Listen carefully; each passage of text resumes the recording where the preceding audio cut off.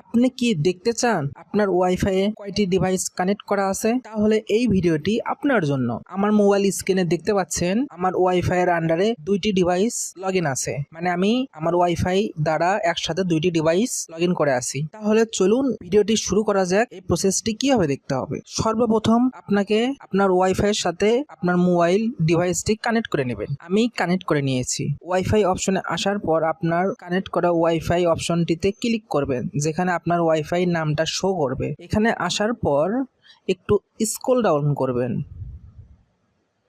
করার পর দেখবেন এখানে গেটওয়ে নামে একটি আইপি অ্যাড্রেস লেখা আছে গেটওয়ের নিচে 192.168.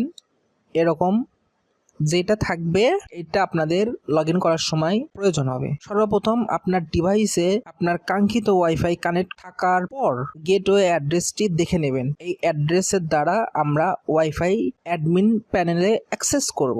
এই কাজটি আমি গুগল ক্রোম ব্রাউজার ব্যবহার করে দেখাবো। তাহলে সর্বপ্রথম আমি গুগল ক্রোম ব্রাউজারটি ওপেন করব।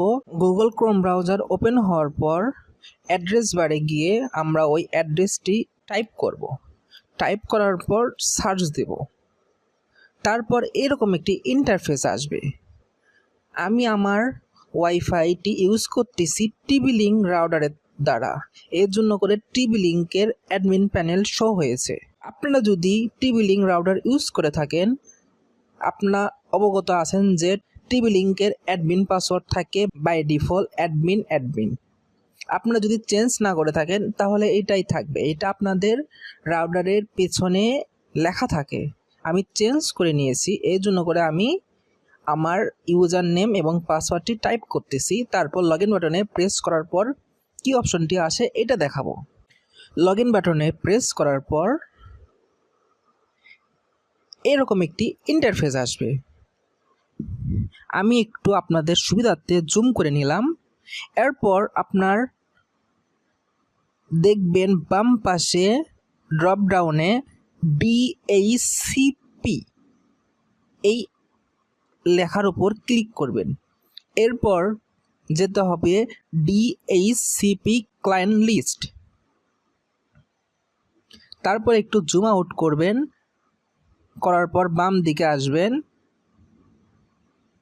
আসার পর দেখতে পারবেন এই লিস্টের আন্ডারে 2টি ডিভাইস কানেক্ট করা আছে।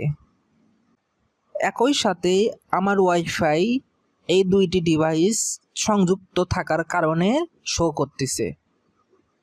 এইভাবে আপনারা খুব সহজে আপনার ওয়াইফাইয়ের সাথে কানেক্ট থাকা কতটি ডিভাইস অ্যাক্টিভ আছে এটা জেনে নিতে পারবেন।